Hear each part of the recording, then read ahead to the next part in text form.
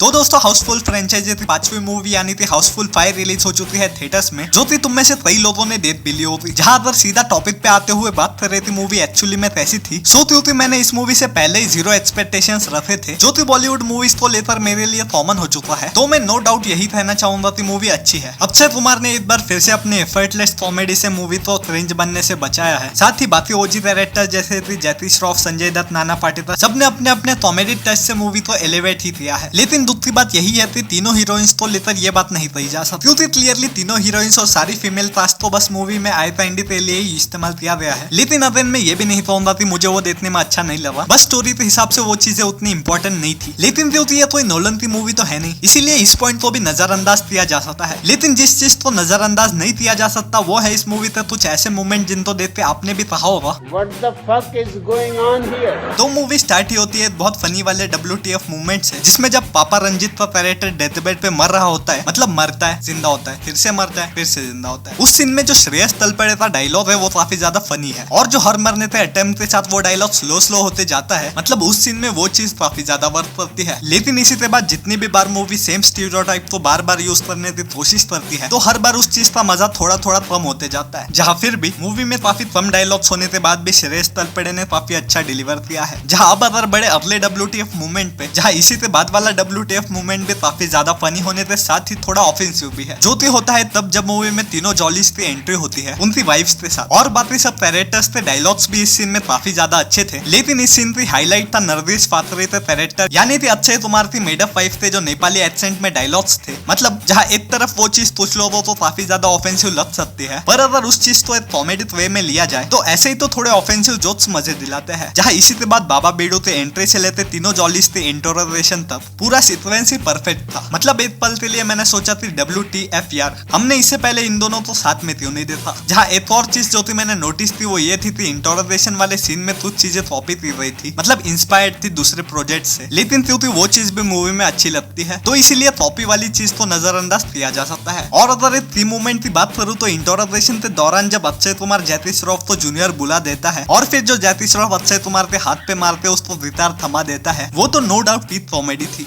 जहाँ इसी के बाद मूवी में हमें एक ऐसा सीन देखने मिलता है जो कि ना ही फनी था और ना ही जिसकी जरूरत थी। तो जी हाँ, मैं बात कर रहा हूँ जॉनी लीवर के किचन में नंगे होने वाले सीन की, जो सीन ना ही मूवी से थोड़ा भी कनेक्टेड है और ना ही कॉमेडी से रिलेवेंट। जहाँ हो सकता है कि बाकी सब सीन्स के टाइम पे मैं आपको मूवी की साइड लेता दिखूं, लेकिन ये जो पर्टिकुलर सीन था ना वो बिल्कुल ही अनवांटेड था, वो भी जॉनी लीवर जैसे सीनियर एक्टर के साथ, जो कि डेफिनेटली अच्छी कॉमेडी करने की पोटेंशियल रखते हैं। तो मेरे हिसाब से इस सीन को काटना would have been a better decision. जहाँ नेक्स्ट WTF मूवमेंट आता है इसी के बाद, जहाँ हम देखते हैं तीनों हीरोइंस को एयर इवेंट के रास्ते से लैब में घुसते हुए। और ये जो पूरा सीन था उसके बारे में मैं यही कहना चाहूंगा कि क्योंकि ये सीन स्पेसिफिकली सिंगल लॉन्डो को ध्यान में रखते हुए बनाया गया है। मतलब तुम्हें सोचो अगर किसी नॉर्मल सिचुएशन में तुम्हें भी इवेंट से ट्रैवल करना पड़े तो नॉर्मली तुम ट्रॉल करते हुए जाओगे, जो कि हमने कई मूवीज में देखा भी है। पर नहीं, मूवी बिल्कुल भी नॉर्मल नहीं है, क्योंकि इस सीन में जो कैमरा और जगह का पूरा इस्तेमाल किया गया है, मतलब उतना सिचुएशन में टेंशन तो टॉम क्रूज भी नहीं बिल्ड कर पाता जितना कि इन तीन देवियों ने किया है। जहाँ इसी के बाद अगर बात की जाए वीडियो के लास्ट WTF मूवमेंट थी, तो ये वाला मूवमेंट मेरे लिए भी काफी ज्यादा वल्गर था। तो अगर तुम्हें अब तक समझ में ना आया हो तो मैं बात कर रहा हूँ इस सीन की। तो मूवी के क्लाइमैक्स में एक सीन है जिसमें अक्षय कुमार का कैरेक्टर अभिषेक बच्चन के कैरेक्टर से गन छीन लेता है और गलती से लूसी की तरफ पॉइंट कर देता है, और उसके बाद तो जो नजारे हमें देखने मिले हैं भाई, मतलब एक बात तो मैं कंफर्म कह सकता हूँ कि जो भी स्ट्रीमिंग प्लेटफॉर्म इस मूवी को खरीदेगा ना, उसके सब्सक्रिप्शन अगर अचानक से ज्यादा बिकने लग जाए तो सरप्राइज मत होना। जहाँ वैसे देखा जाए तो सौंदर्या शर्मा के जितने भी सीन्स थे मूवी में वो बेसिकली ठरक पे कैपिटलाइज कराने के लिए ही बनाए गए हैं, जो कि कुछ हद तक ठीक लगता है। लेकिन जब मूवी बार बार उसी सेम चीज पे फोकस करने की कोशिश करती है तब वो चीज काफी ज्यादा वल्गर लगने लगती है। जहाँ इसी के बाद अगर मूवी के बारे में एक लास्ट चीज ऐड करे तो जो मेकर्स का मूवी को 2 वर्जन्स में रिलीज करने का डिसीजन था वो भी मूवी के फेवर में बहुत अच्छा वर्क करता है। जहाँ अब तक यानी कि 6 दिनों में इस मूवी ने 110 करोड़ का कलेक्शन कर लिया है, क्योंकि एट द एंड वही बात है कि मूवी की क्वालिटी मैटर करती है, जो कि इस मूवी में है भी। तो ये मूवी डेफिनेटली थिएटर्स में देखी जा सकती है, बस फैमिली तो साथ लेते मत जाना, वरना तो इतना ही था इस वीडियो के लिए। वीडियो अगर आपको अच्छी लगी हो तो वीडियो को लाइक कर देना, और अगर ज्यादा अच्छी लगी हो तो चैनल को सब्सक्राइब भी कर देना। मिलते हैं किसी और वीडियो में, तब तक के लिए